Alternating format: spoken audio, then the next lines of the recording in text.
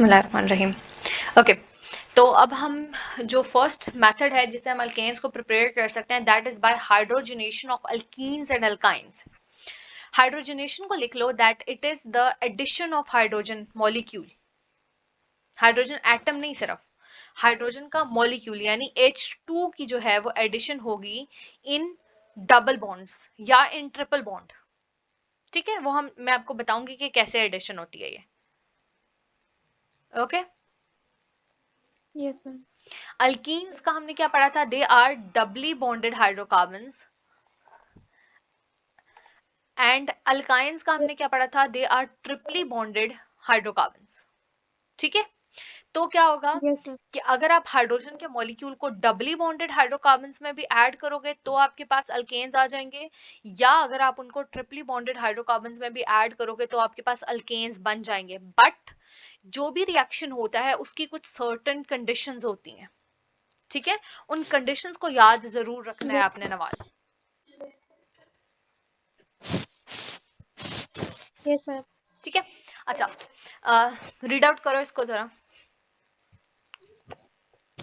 Addition of hydrogen molecule across carbon-carbon multiple bond is called hydrogenation. Hydrogenation takes place in the presence of finely divided nickel at 200 to 300 degrees Celsius at high pressure. अच्छा देखो, Hydrogenation. Yes now ma'am. You have three conditions. आपको first line समझ आ गई थी Yes ma'am. कि carbon carbon multiple bonds यानी वो double bond भी हो सकता है, ट्रिपल बॉन्ड भी हो सकता है, उनके अंदर जब हाइड्रोजन मॉलिक्यूल की एडिशन होती है, देयरफॉर इस प्रोसेस को हाइड्रोजिनेशन कहते हैं। देखो, हाइड्रोजन मॉलिक्यूल की एडिशन है, therefore it is known as hydrogenation. Clear? Yes ma'am. अच्छा, अब देखो, अगर आप निकल निकल आप यहाँ पे क्या यूज कर रहे हो? एज अ कैटलिस्ट यूज कर रहे हो, क्योंकि अगर आप निकल की एब्सेंस में ये रिएक्शन करोगे ना तो इसको घंटों लग सकते हैं, इसको कई दिन लग सकते हैं, कई महीने लग सकते हैं इस रिएक्शन को होने में। ठीक है, तो कैटलिस्ट का क्या काम होता है? जिस तरह एंजाइम का काम नहीं होता आपकी बॉडी में किसी चीज को बहुत जल्दी जल्दी करवाना, इसी तरह कैटलिस्ट का काम होता है उस काम को बहुत जल्दी जल्दी करवाना।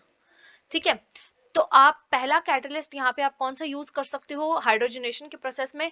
फाइनली डिवाइडेड निकल। निकल का जो एलिमेंटल फॉर्म है वो कुछ इस तरह है, इसको ऐसे लिखा जाता है Ni। ठीक है, अब Yes ma'am. अगर आप इस बात को बहुत ध्यान से नोट डाउन करो नवाल, कि अगर आप फाइनली डिवाइडेड निकल यूज कर रहे हो तो निकल के साथ आपने क्या देना है? आपने निकल तब तक काम नहीं करेगा अपना जब तक आप इसको 200 से 300 डिग्री सेल्सियस का टेम्परेचर और हाई प्रेशर प्रोवाइड नहीं करते। ठीक है, Yes ma'am. तो पहला टाइप का कैटलिस्ट आपने कौन सा पढ़ लिया? निकल पढ़ लिया, लेकिन in the presence of heat and pressure. Yes ma'am. Clear?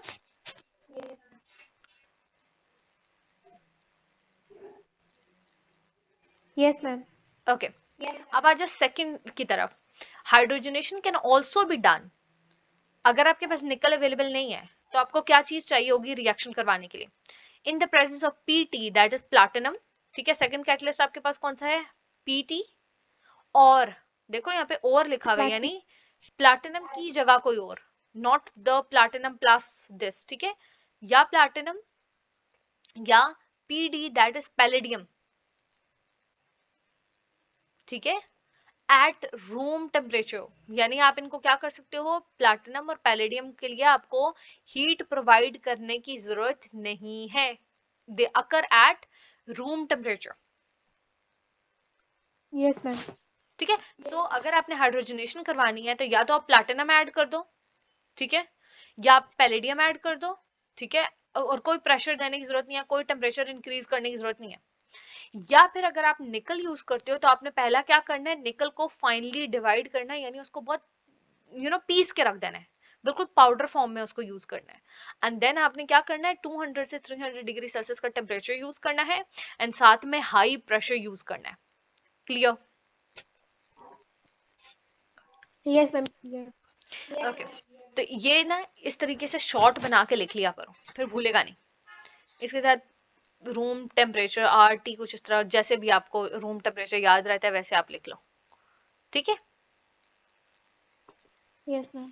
Mostly Nawal ये क्वेश्चन आता होता है कि अगर आप निकल यूज कर रहे हो तो आपको टेम्परेचर कितना देना है, प्रेशर देना है या नहीं देना, और अगर प्लैटिनम पैलेडियम यूज कर रहे हो तो रूम टेम्परेचर होगा या टेम्परेचर देना पड़ेगा। ठीक है, यस मैम। तो इसको बहुत ध्यान से आपने करना है। अच्छा, नाउ अब देखो असल में होता क्या है यहाँ पे नवाल, मैं आपको दिखाती हूँ कि आपके पास ना सिंप्लीफाई मैं करके दिखाती हूँ कि अगर कार्बन कार्बन सिंगल बॉन्ड है तो वो तो है ही अल्केन ना, ठीक है, उसको तो कन्वर्ट करने की किसी में जरूरत ही नहीं है। यस। अगर आपके पास अल्कीन आ जाता है, कार्बन कार्बन डबल बॉन्ड आ जाता है, तो आप क्या करोगे, हाइड्रोजन का एक मॉलिक्यूल ऐड करोगे। एक मॉलिक्यूल का क्या मतलब है कि एक हाइड्रोजन जो है, यानी दो हाइड्रोजन एटम्स है ना एक मॉलिक्यूल के अंदर, एक हाइड्रोजन एटम इसके साथ जाके इस कार्बन के साथ जाके कंबाइन हो जाएगा और दूसरा इस कार्बन के साथ जाके कंबाइन हो जाएगा, और इनके बीच का जो ये डबल बॉन्ड था वो क्या हो जाएगा, खत्म हो जाएगा। क्यों? क्योंकि इन्होंने एक एक बॉन्ड इस हाइड्रोजन के साथ बना लिए हैं। समझ आई बात की? Yes ma'am. तो it would result in hydrogen with carbon, single bond carbon and hydrogen. बाकी हाइड्रोजन मैंने अभी ड्रॉ नहीं किए थे इस वजह से, ताकि आपको समझा सकूं। लेकिन मैम एक कार्बन की तो 4 बॉन्ड्स बनाने की एबिलिटी होती है। मैं आपको ये बता रही हूँ कि अभी देखो ना, इस कार्बन के असल में कितने बॉन्ड थे, इस कार्बन के असल में इसके साथ अभी ये डबल बॉन्ड ये था, और इसके साथ अभी एक एक अपना हाइड्रोजन लगा हुआ है, वो यस नहीं मैम। कहीं गायब हुआ है। मैं आपको सिर्फ डबल बॉन्ड से एक्सप्लेन करना सिखा रही हूँ। ठीक है, डबल बॉन्ड को ब्रेक करना सिखा रही हूँ कि एक हाइड्रोजन यहाँ आ जाएगा, दूसरा हाइड्रोजन यहाँ आ जाएगा, इनके पीछे डबल बॉन्ड ब्रेक हो जाएगा, ये हाइड्रोजन जो है वो आके यहाँ अटैच हो जाएंगे। क्लियर? Yes ma'am clear. अब देख रहे हो एक के साथ तीन तीन हाइड्रोजन और एक एक कार्बन के साथ बॉन्ड फॉर्म हुआ है। So you have these bonds. समझ आई अब बात की? Yes ma'am. अब देखो लेकिन अगर ट्रिपल बॉन्ड होता है तो पहले ट्रिपल बॉन्ड किस में कन्वर्ट होगा, डबल बॉन्ड में कन्वर्ट होगा, है ना, एक मॉलिक्यूल के यस एडिशन मैम। से, और फिर वो सिंगल बॉन्ड में कन्वर्ट होगा। तो आपको टोटल अल्काइन के लिए कितने मॉलिक्यूल्स चाहिए होंगे, दो मॉलिक्यूल ऑफ हाइड्रोजन चाहिए होंगे। देखो अभी आपने क्या करना है, बाकियों को बाकी की तरफ ध्यान नहीं देना।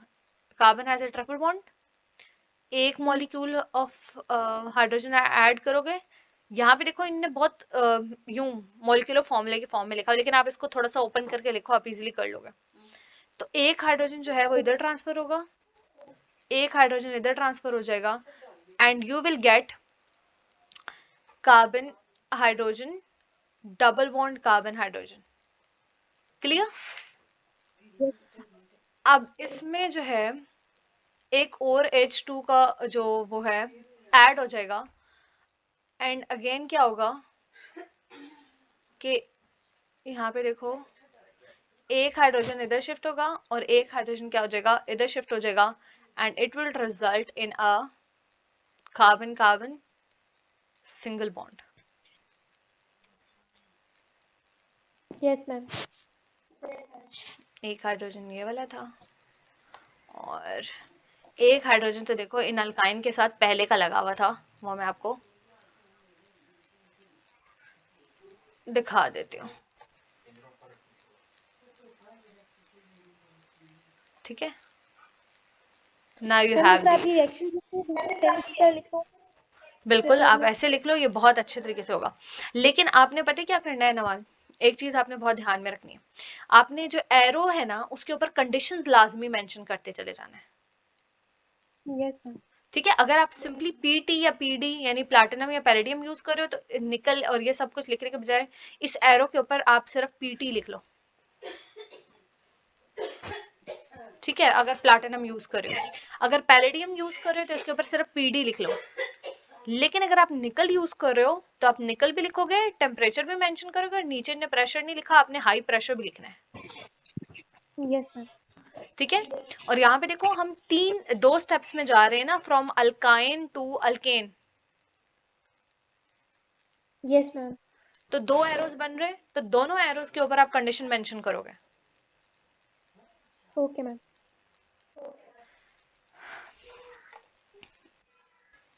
Done? Yes, ma'am, done.